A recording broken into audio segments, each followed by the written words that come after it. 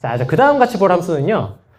토메 함수라는 건데 되게 1800년대 후반에 대체 뭔 일이 발생한 건지 너무 재밌죠. fx를 이런 식으로 잡았습니다. 좀 같이 보면은요. 0일 땐 1입니다. 0일 땐 1이고 q분의 p라는 건 유리수를 말하는 거예요. 0일 땐 1이고 유리수일 땐 q분의 1로 잡을 거예요. 분모만 가져오는 거죠. 무리수일 때는 0으로 잡을 거예요. 다시 0일 땐 1, 유리수일 땐 분모만, 무리수일 땐 0. 오케이. 그래서 예시를 봅시다. f 2분의 1은요. 2분의 1은 2분의 1 유리수죠? 분모 가져서 2분의 1. 오른쪽에 3분의 2는요. 밑에 분모만 가져오는 거예요. 3분의 1. 그렇죠? 이렇게. 뭐 f 9분의 7은 9분의 1 이렇게 되는 거예요. 그렇게 해서 이 토메 함수의 그래프를 그리면 이런 식으로 돼요. 보면은 2분의 1일 때 x가 2분의 1이면은 여기 위에 2분의 1 찍히죠. 그렇죠? 요 점은 뭘까요? 여기에 대한 x는? 요거? 뭘 것 같아요? 그렇죠. 3분의 1이죠. 훌륭합니다. 여기 학교 학생들 아주 훌륭하네요. 오늘 거는 유튜브에 올릴 수도 있을 것 같은데? 여러분 분위기가 너무 좋아서 한동안 유튜브에 영상 안 올린 지 오래돼가지고 오늘 거는 올릴 생각이 좀 드네요. 하여튼간 자 3분의 1이면 3분의 1 오는 거라고요? 그럼 여기는 얘는 3분의 2겠죠? 여기가 3분의 1도 3분의 2도 어차피 분자 버리고 분모만 오는 거니까 3분의 1로 같아요. 얘는 4분의 1, 4분의 3 그쵸? 얘가 4분의 3일 때 4분의 1 이렇게 얘는 5분의 1, 5분의 2, 5분의 3, 5분의 4 그쵸? 걔들 전부 다 5분의 1 되는 거죠. 이런 식으로 잡히는 거예요. 이제 이 그래프 구조가 좀 이해가 되죠? 그쵸? 이 토메 함수는 어떠한 재미난 특징이 있느냐? 유리수점들을 생각해 봅시다. 유리수점들. 보다시피 점점들이죠? 유리수점들은 당연히 불연속이죠. 이거는 뭐 굳이 우리가 밑에 제가 증명을 써놓긴 했지만 굳이 증명 안 해도 그냥 직관적으로 이해되죠? 그렇죠? 점점들이니까 불연속이죠. 끊어져 있잖아요. 재밌는 게 뭐냐면 이거예요. 모든 무리수점에서 연속이에요. 생각해보면은 무리수도 불연속일 것 같잖아요. 직관적으로는. 근데 뭐라고? 0부터 1까지의 모든 무리수점은 다 연속이에요. 그래서 증명이 중요한 거야. 근데 이제 이게 좀 내용을 최대한 내가 쉽게 쓴다고 썼는데 자, 잘 따라봐요. 이 엡실론이라는 건 임의의 양수를 얘기하는 거예요. 임의의 양수보다도 얘랑 얘의 차이가 더 작게 되도록 하는, 이 임의 양수보다 더 작게 되도록 하는 그러한 구간을 만들어줄 수 있다는 거거든요. 얘랑 이 둘의 간격을 생각해 볼 건데 0.0001이라고 하는 아주 작은 수를 갖고 와봤어요. 그래서 이 둘의 간격이 얘보다도 작아질 수 있느냐라는 걸 봤었을 때 이 x에서 적당한 구간 잡아주면은 만들어지는 이 모든 다 이게 작더라라는 거예요. 그러면은 더 작은 거 갖고 와보자. 그래서 이렇게 작은 거 갖고 와요. 0.000001을 갖고 와봐요. 그래도 이 x에서 적당한 구간을 잡아주면은 이 구간 안에 있는 모든 x들은 얘보다도 더 작다라는 거예요. 아무리 작은 양수 갖고 온다 하더라도 이 둘의 차이가 그것보다도 작게 되는 구간이 존재하더라라는 거. 그러면 얘랑 얘의 차이는 그럼 있는 걸까? 아무리 작은 양수를 가져와도 이 둘의 차이는 그것보다도 작아질 수 있어. 그래서 연속을 그런 식으로 정의를 합니다. 이제 표준적인 해석학의 관점이에요. 조금 어려운 얘기를 했는데 자, 그러면 봅시다. 여기 지금 0부터 1까지에 있는 모든 무리수점들은 다 지금 0이거든요. 아까 무리수는 0으로 잡았죠. 그렇죠? 이 위에 있는 것들은 사실 다 유리수점들에 대응되는 거예요. 무리수는 다 지금 0으로 깔려있는 상태예요. 오케이? 그러면 무리수들끼리는 문제가 되지 않아요. 왜? 무리수들끼리는 0으로 동일하니까. 아예 그냥 같은 값이니까 문제가 되지 않아요. 문제가 되는 것은 무리수랑 유리수점들이 대응되는 얘네가 문제인 거죠. 그러니까 얘 지금 어떤 논리냐면은 여러분들이 오차의 간격을 0.0001이라고 생각했다 쳐봐요. 0.0001보다 더 작게 될 수 있느냐라고 했었을 때 0.001이라는 선을 그어봐요. 그어보면은 그 위에 있는 유리수의 개수는 사실상 유한계라는 얘기인 거거든요. 얘네 지금. 근데 그렇겠지 않겠어요? 100분의 1을 잡아봐요. 100분의 1보다 위에 있는 것들은 1부터 이게 2분의 1, 3분의 1, 4분의 1, 99분의 1까지가 그 위에 있는 거잖아요. 그쵸? 100분의 1보다 위에 있는 건. 100분의 1보다 밑에 있는 거가 무수히 많다는 거죠. 101분의 1, 102분의 2, 103분의 2, 104분의 2에서 무수히 많잖아요. 그쵸? 그러니까 여러분들이 아무리 작은 선을 긋는다 하더라도 그 밑에는 무수히만 있어요. 언제나 그렇다라는 거예요. 언제나 여러분들이 0.00000001을 잡아도 그것보다 더 밑에 깔려있는 유리수는 무수히 많아요. 언제나 그렇다는 거죠. 그러면 다시 아까 그 대학 과정에서 연속 얘기를 해봅시다. 적절한 거를 잡아줘서 그 간격보다도 작게 잡아줄 수 있다. 그 말은 결국 임의의 무리수점에 대해서 그 무리수점에 인근한 우리는 그걸 연속이라고 증명이 된다는 거죠. 0에, 그걸 이제 여러분들이 고등학교 때 뭐라고 배웠냐면 한없이 가깝다라는 표현을 써요. 고등학교 때는. 즉, 무리수 어떤 포인트를 찍었었을 때 걔는 0이잖아요. 그 0이랑 한없이 가까운 값을 갖는 유리수점은 언제나 존재하고 무리수는 어차피 0이니까 상관없고. 그런데 바꿔 생각해서 유리수는 그렇게 되지가 않죠. 왜? 유리수점들은 확정값이거든요. 유리수 여러분들이 예를 들어서 아까 뭐 100분의 1이라고 잡으면 걔는 0이랑 차이가 있잖아. 100분의 1을 찍으면 차이가 있잖아요. 그렇죠? 그러니까 유리수점들은 연속이 될 수가 없는 거예요. 아무리 여러분들이 작은 유리수를 잡아도 간격이 생겨요, 0이랑은. 근데 거꾸로 해서 0을 찍고 걔랑 가까운 거는 한없이 가까운 것은 무수히 많다고요. 그러니까 결론은 뭐다? 모든 유리수점에서는 불연속이고 모든 무리수점에서는 연속의 함수예요. 이게 이제 폼의 함수입니다. 혹시 질문 있어요? 질문 있으면 해도 괜찮아요. 넘어갈게요. 또 재밌는 거 봅시다. 자, 이번엔 조금 쉬운 거 볼 겁니다. 이번엔 좀 이제 코눈송이라고 하는 도형을 볼 건데요. 예, 여러분들 이제 머리가 슬슬 아파질 거니까 충분히 여러분들 고등학교 과정까지로 쉽게 커버할 수 있는 내용을 해볼 거예요. 요거는 이제 1904년에 코흐가 그 코흐 곡선이라는 것을 여러 가지 얘기를 하는데 그 중에 대표적인 예시로 등장하는 게 코흐 눈송인데 아는 학생들도 있을 거예요. 이거는 많이 이제 등장하다 보니까 얘는 어떠한 절차로 만들어지느냐 그림을 그냥 볼게요. 정삼각형 여기 길이가 1이라고 해봅시다. 한 변의 길이가 요 다음 단계는 요렇게 만들어줄 거예요. 그 다음 단계는 요렇게 만들어줄 거고 그 다음 단계는 요렇게 만들어줄 거예요. 뭔지 알겠죠? 굳이 앞에 있는 텍스트 안 봐도 되겠죠? 3분의 1씩 잘라가지고 계속 늘리는 거예요. 그럼 이렇게 뭔가 눈송이 모양 만들어지잖아요. 그래서 코흐 눈송이라 불러요. 자, 이 도형이 아주 재미난 성질을 볼 건데 일단 이 도형의 면적을 여러분들이 구할 수 있을까? 구할 수 있어요. 어떻게? 무한등비급수 하면 되죠. 그렇죠? 그래서 코흐 눈송이 넓이를 실제로 구해보면은 한 변 길이가 처음에 1이라고 했었을 때 얘가 됩니다. 5분의 2루트 3. 제가 밑에 써놓긴 했지만 여러분들이 뭐 2학년 학생들 누구나 그냥 계산할 수 있을 거예요. 나중에 한번 해봐요. 그래서 면적은 뭐다? 해서 5분의 2루트 3이 나온다. 결론이에요. 이건 안 어렵죠? 이제 재밌는 결론은 이거예요. 얘 둘레 길이는 무한이에요. 이것도 구할 수 있어요. 무한 등비급수 합하면 돼요. 어차피 그 선분 길이 늘어나는 거 패턴 있잖아요. 그쵸? 그래서 첫 번째 그 처음 정삼각형의 길이는 길이 1자리가 3개 있으니까 1 곱하기 3. 두 번째 형태는 길이 한 변 길이는 3분의 1씩이고 그 변이 총 12개 있거든요. 요 길이 하나가 3분의 1이라고요. 그거 지금 하나, 둘, 셋, 넷, 다섯, 여섯, 일곱, 여덟, 아홉, 열, 열하나, 12개 있잖아요. 그쵸? 그거예요. 그 다음 거는 얘는 한 변 길이가 몇이에요? 9분의 1, 그쵸? 9분의 1이 총 48개 있어요, 요거는. 그렇게 해서 이것도 마찬가지로 둘레를 우리는 무한등비급수로 구할 수가 있어요. 근데 요거 계산해보면은 요거 그 공비가 뭐가 나오냐면 공비가 3분의 4거든요. 그쵸? 그쵸? 분모가 지금 3씩 증가하는데 얘는 지금 분자는 4배씩 되잖아요. 그쵸? 그러니까 공비가 3분의 4라고요. 그러니까 무한등비급수 하면 뭐 돼요? 발산해요.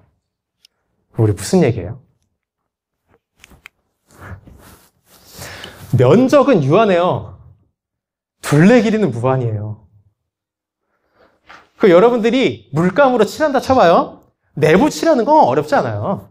내부 칠하는 거 아까 그 5분의 1수 3만큼만 있으면 내부 다 칠할 수 있어요. 근데 둘레는 못 그려요. 아무리 말아도 못 그려요. 왜? 무한이거든요. 선생님 앞에 지금 그렸잖아. 이건 코어 눈송이의 완성 형태가 아니죠. 이거는 적당히 몇 번 정도만 한 거죠. 코운운송이는 뭐였어요? 무한히 계속 가르칠 거거든요. 근데 하여튼간 무한히 계속 가르쳤었을 때 그럼에도 불구하고 면적은 유한이라고요. 근데 둘레 길이는 무한이라는 거예요. 비슷한 개념으로 가브리엘 아팔이라고 부르는 이 도형 이렇게 생긴 건데 얘는 뭐냐면은 x분의 1이라는 분수함수 있죠? 유리함수. 이 유리함수를 x축에 대해서 회전시킨 거예요. 여러분들이 옛날에는 그 회전체의 부피를 구하고 그 면적 그 공식 다시 배우는데 지금은 이제 안 배우니까 그냥 생각할게요. 근데 얘는 뭐냐면 이 나팔 모양 얘는요 부피가 유한이고요 건널비는 무한이에요. 그러니까 여러분 물감으로 나팔의 내부는 다 채울 수 있거든요. 근데 겉은 못 칠해요. 무한의 세계 재밌죠? 현재까지 질문 넘어갈게요. 아우 준비한 게 많아요. 자, 그 다음 것도 볼 거예요. 그래서 머리가 터질 것 같죠? 그러니까 휴식 시간을 갖기도 애매해요. 지금 이제 6시 10분이거든요. 여러분들은 저녁은 먹어야 될 거 아니야. 그래서 자, 페아노 곡선이라는 걸 얘기해 볼 건데요. 여러분들 그 수학에서 차원이란 말 알죠? 차원. 여기 또 재밌는 내용 할 거예요. 지금 이제 안 어려울 거예요. 자, 여러분 차원이라는 말 다 알죠? 1차원, 2차원, 3차원. 0차원이 뭐죠? 0차원? 점을 이제 보통 0차원이라고 하고 1차원은 선, 그렇죠. 2차원은 면, 3차원은 입체도형, 4차원은.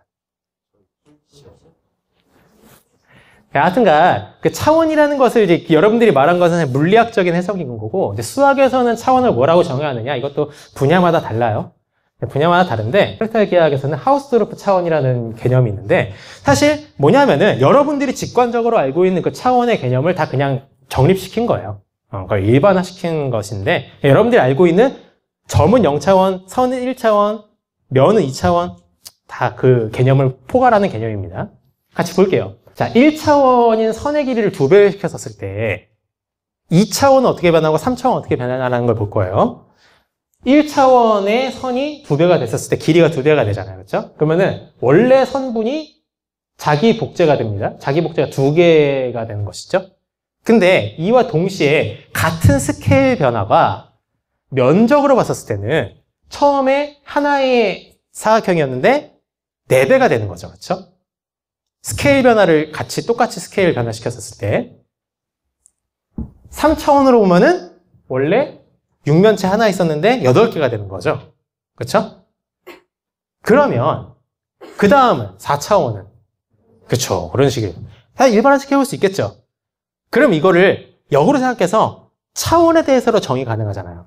그러니까 뭐냐면은 우리가 이제 그 스케일 변화, 길이의 배수라고 제가 썼어요. 길이의 배수에 대해서 사실상 차원이라는 것은 지수 역할을 하더라. 지수 역할을 하더라. 그래서 요거 차원해주면은 자기 닮은 꼴의 개수가 나오더라. 그러면은 요 차원에 대해서로 우리가 식을 정립할 수 있다는 거죠. 로그 쓰면은. 그렇게 나오는 차원의 정의가 바로 하우스도르프 차원이에요. 물론 이거 엄밀한 정의는 아니고 그냥 대충 이렇게 이해하면 돼요. 하우스도르프 차원은 이렇게 정의할 수 있어요. 로그 길이의 배수분의 로그 자기 닮은 꼴 배수로. 예를 들어서 입체도형에 대해서 얘기해 봅시다. 입체도형 3차원. 아까 봤었죠? 스케일이 2배로 늘어날 때 자기 복제 몇 개 돼요? 8개 되죠? 그렇죠? 그래서 로그 2분의 로그 8. 그러면은 스케일 변화를 3배로 시켜주면 27배가 되더라. 그렇죠? 그럼 로그 3분의 로그 27. 얼마든지 더 확장시킬 수 있지만 그 모든 것은 다 뭐로 같아요? 3으로 같다는 거죠. 그래서 뭐다? 그래서 입체도형은 3차원이다라는 거예요. 뭔가 그 자기 말 돌려막는 느낌이지만 하여튼 여러분들의 그 직관 그대로 가는 거예요. 근데 이게 왜 중요하냐면 이제 요 개념 때문에 중요한 건데 자, 그 다음 보겠습니다. 페아노 곡선이라는 개념이 있는데요. 주세페 페아노라는 또 위대하신 수학자가 계시죠. 하여튼간 페아노 곡선이라는 것은 처음에 1단계는 요 대각선, 사각형 해놓은 건 요거 이제 스케일 그냥 여러분들 보라고 하는 거고 요 대각선을 말하는 거예요. 대각선. 1단계는 요 대각선 하나예요. 스케일 1짜리. 그 다음 2단계로 되면은 요 대각선을 요렇게 파산시킵니다. 요렇게. 요 스케일은 3배가 되는 거예요. 1에서 3으로 늘어나요. 그러면 요 대각선은 사실 요거 하나랑 같거든요. 요거. 그쵸? 그쵸? 요거 하나가 얘라고요. 그러면 얘도 전부 다 쟤랑 같죠. 자기 복제 몇 개 됐어요? 9개. 2단계에서 스케일이 3배가 됐는데 자기 복제는 9개. 3단계로 가겠습니다. 또 똑같아요. 스케일이 늘어나는데 이거 갑자기 되게 막 많아지죠? 이것도 사실 뜯어보면 이거거든요. 요 앞에 요거를 한자로 하면 가운데 중자죠. 근데 위에 요게 여기서부터 여기까지 거기에다가 요 모양을 그대로 붙여봐요. 그러면 요렇게 나오죠. 그쵸? 요거 하나 둘 요거가 여기에 이제 요거에 파생된 거예요. 요게 이해돼요? 그리고 요게 이제 파생된 게 요건 거예요. 요거 요렇게 따라하고 있어요. 다 할 수 있겠죠? 얘가 요렇게 파생된 거예요. 요렇게 이해되죠? 이게 그냥 사각형 늘어붙인 게 아니라 요 모양은 그냥 다 붙인 거, 요 모양이 늘어난 거라고요. 그럼 얼마든지 더 계속 늘어나겠죠? 근데 여러분 보다시피 스케일을 비록 3배씩 늘리고 있지만 요거를 그냥 멀리 떨어져서 봤었을 때 점점 요 평면이 선들로 채워지는 느낌 들지 않아요? 그쵸? 점점 뭔가 선이 막 늘어나니까 그러니까 무한이하면 어떻게 될까? 자, 하우스로프 차원 해보겠습니다. 이 페아노 곡선에 스케일 변화가 로그 3, 3배가 될 때 자기 복제 몇 개? 9개. 로그 3분의 로그 9하면 뭐예요? 2예요. 차원이 2라는 건 뭐죠? 평면이죠. 선이 면이 된다고요. 면이 다 채워진다고요. 근데 이게 여러분 직관적으로 이해돼요? 선의 면적이 있어요? 선의 면적이 있냐고요. 선의 면적 없잖아요. 그렇죠? 선의 면적이 0이잖아요. 근데 얘는 뭐예요? 면을 채웠어요. 무한히 넓은 면적도 채울 수 있어요. 마찬가지로 물로. 선으로. 하지만 각각의 선분은 분명하게 면적이 0입니다. 네, 면적 같지 않아요. 더 재미있는 세계죠. 질문? 새로운 내용도 많이 알아가죠? 자, 이것도 마지막으로 마지막 계실 거예요. 마지막 계실. 상트페테르부르크 문제라고 있는데요. 이거는 처음에 이 문제를 만든 건 니콜라스 베르누이인데 사촌인 다니엘 베르누이가 발표를 했죠. 베르누이 알아요? 여러분들 베르누이? 그 수학자 가문이에요. 베르누이는 성이거든요. 그래서 여러분들 그 확률 배울 때 베르누이 분포 알아요? 베르누이 분포? 알죠? 이제 여러분 지금 넋 나가서 이러는 거죠? 그 베르누이 분포는 그거는 이제 자콥 베르누이가 한 거고, 야코프 베르누이. 베르누이라는 가문의 수학자가 유명한 수학자 뽑아다 8명 뽑히거든요. 그래서 여러분들 그거죠. 그냥 베르누이 가문만 여러분들이 공부를 해도 상당히 많은 수학 내용들을 얻어갈 수 있는데, 하여튼간. 그래서 그런 밈으로 내가 만들까 말까 하던 게, 너 수학자 몇 명이나 하니? 베르누이와 하면 이제 기본적으로 8명은 깔고 들어간다. 하여튼간 자. 그래서 다니엘 베르누이가 발표한 건데요. 이러한 문제입니다. 자, 동전을 던져요. 동전을 던져서, 동전을 이게 앞면과 뒷면인 동전이죠. 동전 던졌을 때, 뒷면이 나오면은 앞면 나올 때까지 던질 거고요. 앞면이 나오면 상금을 받아갈 겁니다. 동전을 던져서 앞면에 나오면 상금을 받아갑니다. 근데 첫 번째 때 바로 앞면에 나오면 상금을 1원, 2에 1-1제곱하면 1이니까. 그래서 첫 번째 때 바로 앞면 나오면 1원을 가져가요. 그럼 끝이에요. 근데 첫 번째 던졌을 때 뒷면이 나왔어요. 한 번 더 던져요. 두 번째 때 앞면이 나왔다. 그럼 상금 얼마 가져가느냐? 2원을 가져가요. 그러니까 나중에 앞면이 나올수록 좋은 거죠. 뒷면 나오고 또 뒷면 나오고 이제 앞면에 나오면 4원을 가져가는 거예요. 오케이. 여기는 이제 루블이라고 썼지만 러시아이기 때문에 하여튼간 자, 그럼 여러분들 이러한 게임이 있다 쳐봐요. 누군가 이런 게임을 앞에서 행사하고 있어요. 여러분 동전 던져가지고 앞면 나오면 상금 이런 식으로 가져갈 거예요 라고 했었을 때 참가비 한 얼마쯤 내면 여러분들 참가할 거예요? 아무리 많아봐야겠죠. 100원도 좀 아깝지 않을까? 이 상금을 우리 기대값이란 거 구할 수 있죠. 기대값, expected value. 여러분들이 평균이라고 말하는 거랑 마찬가지입니다. 상금의 평균이 얼마가 되느냐 계산해 볼 수 있거든요. 왜? 앞면 나오는 확률 2분의 1. 그렇죠? 뒷면도 어차피 2분의 1. 그거 곱하기 상금해가지고 다 산술적으로 더하면 되잖아요. 그래서 이거 계산해 보면 이렇게 돼요. 상금 1 가져갈 확률은 2분의 1. 그래서 상금 곱하기 확률은 2분의 1. 상금 2원을 가져갈 확률은 요거 이제 뒷면 나오는 확률인 거죠. 1-2분의 1. 어차피 2분의 1이에요. 곱하기 2분의 1 앞면 나올 확률 2분의 1. 기대값은 요거 다 더하는 거죠. 그럼 뭐 나와요? 무한대예요. 그럼 여러분들 이 게임 참가비가 1조 원이라도 참가하는 게 이득이라는 거죠.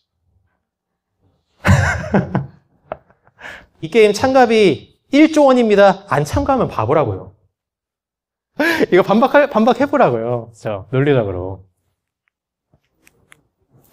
그래서 오늘 계속 무슨 얘기를 하고 있는 거냐. 제 아무리 수학의 왕이라고 불리는 카를 프리드리히 가우스조차도 아까 봤었죠. 바이어스트라스 함수라는 그 카운터를 맞아버렸고, 여러분들이 생각하는 그런 것들은 전부 다 무한의 세계에서 깨지는 일이 너무나도 많다. 그래서 수학에서는 엄밀한 증명이 중요한 것이고, 수학 기초론도 그렇게 해서 발전한 것이고, 여러분들이 교과서에서 배우는 내용들은 사실 수학에서 아주 극히 일부기 때문에 혹시 여러분들이 그 수학이라는 이 학문에 좀 호기심을 품고 알아보고 싶다라고 하면은 이제 오늘 하물며 오늘도 많은 내용들을 했잖아요. 그렇죠? 오늘 했던 내용들만을 여러분들이 잘 흡수하고 잘 여러분들이 집에 가서 학습한다라고 해서 그걸 뭐 예를 들어 발표를 한다. 그것만 해도 참 훌륭하다고 생각합니다. 근데 수학이라는 학문의 특징이 뭐냐면 여러분들이 오늘 뭐 예를 들어 어떤 거 하나 피아노 곡선에 좀 더 공부를 한다. 공부를 하면은 반드시 마침표로 끝나는 일 없을 거예요. 수학에서는 마침표인 척 하는 것들은 있지만 늘 물음표로 끝나요. 그럼 이렇게 하면 어떻게 될까? 그러면 얘는 어떻게 될까? 이거를 다르게 생각해 볼 수는 없을까? 그게 수학이라는 학문의 본질이고, 그래서 수학의 영역은 무한하다고 하는 거예요. 그러니까 지금 제가 오늘 설명한 많은 예시들은 아까 봤다시피 시대가 아까 이거 지금 상트페테르부르크 문제 같은 경우 요건 1700년대고 오늘 예시 든 것들은 기껏해야 1900년 이전이에요. 근데 우리 지금 21세기 살아가잖아요. 우리는 1900년부터 지금 우리 2000년도를 살고 있는데 얼마나 수학 영역이 넓어졌는지 알아요? 비교도 할 수 없어요. 그 전에 19세기 이전은. 근데 여러분들이 학교에서 배우는 수학은 19세기 이전 것들을 배우거든요. 그러니까 그 수학의 광활함이 조금은 느껴졌으면 좋겠고, 다른 어떤 문제와도 다르게 무한은 언제나 인간의 영혼을 깊은 감동에 빠뜨린다. 다른 어떤 발상과도 다르게 자극적이고 비옥한 영향을 끼친다. 하지만 무한은 다른 어떤 개념과도 다르게 명확한 설명이 필요하다는 것이죠. 그런 말씀을 남기셨다. 그래서 오늘 딱 강연은 여기서 마칠 거예요. 수고했어요. 근데 그 질문을 좀 받는 시간이 아무래도 있어야 될 것 같아서 지금 자유롭게 좀 질문을 받겠습니다. 그러면은 같은 논리로 자연수 집합을 그런 얘기 했었죠. 작은 선분, 짧은 선분에 있는 점의 개수랑 긴 선분에 있는 점의 개수는 같다고요. 그러니까 무한은 직관적으로 잘 이해하기 어려워요. 그러니까 늘 수학의 툴은 뭐다? 논리예요. 연역적인 논리. 연역적인 논리의 결과가 이렇게 된다는 거예요. 수학에서 하물며 그런 거 있습니다. 도형을 다루는 학문인 기하학 있죠? 기하학이 여러분들은 그림 그리면서 하지만 기하학을 여러분들이 조금 더 이제 심화적으로 공부하다 보면은 그림은 사라져요. 기하학은 철저하게 다 논리로 갈 수밖에 없어요. 왜냐하면은 기하학을 여러분들이 그림으로 그릴 수 있는 거는 기껏해야 입체 공간까지 못 그리거든요. 그렇죠? 4차원만 돼도 못 그리잖아요. 근데 수학에서는 무한 차원도 다루거든요. 그 칸토 집합이랑 그 실수 집합이랑 크기가 같다고 했잖아요. 그러면은 거기 안에 포함된 점의 개수는 무한 집합이기 때문에 그런 거예요. 그러니까 여러분들이 늘 이게 어떤 예를 들어 점의 개수. 그러면 여러분들은 자동적으로 하나 이산적으로 생각하게 되는데 그건 어디까지, 그 가산이에요. 그러니까, 하나 비유를 들어볼게요. 우주의 크기는 엄청나게 크죠? 그렇죠? 우주를 모래알로 가득 채우려면 모래가 얼마나 필요할까요? 아니, 지구를 가득 채우는 것도 모래가 어느 정도 필요한지. 근데 우주를 모래알로 가득 다 채워본다고 쳐봅시다. 그래도 유한이에요. 선생님, 우주는 계속해서 넓어진다는데요. 그러면 우주는 무한히 계속 더 영역이 넓어지니까 그럼 무한이 될 수 있는 거 아닌가요? 뭐 그렇다 칩시다. 그래서 쳐봐요. 모래알은 우리가 하나하나 셀 수 있죠? 우주의 넓이가 무한이라 쳐봅시다. 모래알로 가득 채우려고 해봐요. 무한이 많아지겠죠? 기껏해야 가산무한이에요. 여러분들이 배우고 있는 실수, 이거 정말 대단한 수죠. 실수는 비가산무한이거든요. 실수보다 더 큰 무한을 생각할 수 있다고 했잖아요. 그쵸. 실수에서 실수로 가는 함수의 집합이 오, 훌륭하네요. 그러면 그 함수에서 또 함수로 가는 함수를 생각을 하면은 그쵸. 그럼 더 큰 무한이 되죠. 더 큰 무한이고 실수할 수. 훌륭하네. 몇 학년? 2학년이에요? 네. 그런 내용 어디서 공부했어요? 따로 관심이 있어서 찾아봤어요. 전공 서적을 찾아보진 않았고 인터넷 검색 좀. 야, 성적 좋아요? 수학 성적은 괜찮게 나옵니다. 훌륭합니다. 그러니까 이런 학생들 있거든요. 그러니까 수학적 호기심이 되게 많은 학생인데 안타깝게도 성적이 잘 안 나는 학생들도 많아요. 근데 그게 되게 양립하게 같이 공존하기 힘들거든요. 왜냐하면 진짜 수학적 학문적인 호기심이 다분한 이런 학생처럼 정말 수학적 호기심이 다분한 학생들은 진도가 나가기 힘들거든요. 하나하나 나가는 데에서 물음표가 너무 많이 나오기 때문에 진도를 못 나가요. 근데 그렇다고 해서 그러면은 뭐 수학 성적 잘 나오면 그건 아니에요. 그러니까 학문적 수학이 뛰어나면서 적당히 절제해가지고 그래 지금 어쨌든간 빨리 진도 빼는 게 중요하니까 적당히 일단은 호기심을 내려놓자 라고 해서 약간 그것들을 뭐 리스트를 짜놓고 그냥 나중에 해결한다든가 그렇게 할 수도 있죠. 그렇죠? 아주 잘 중도를 걷는 학생 같네요. 네.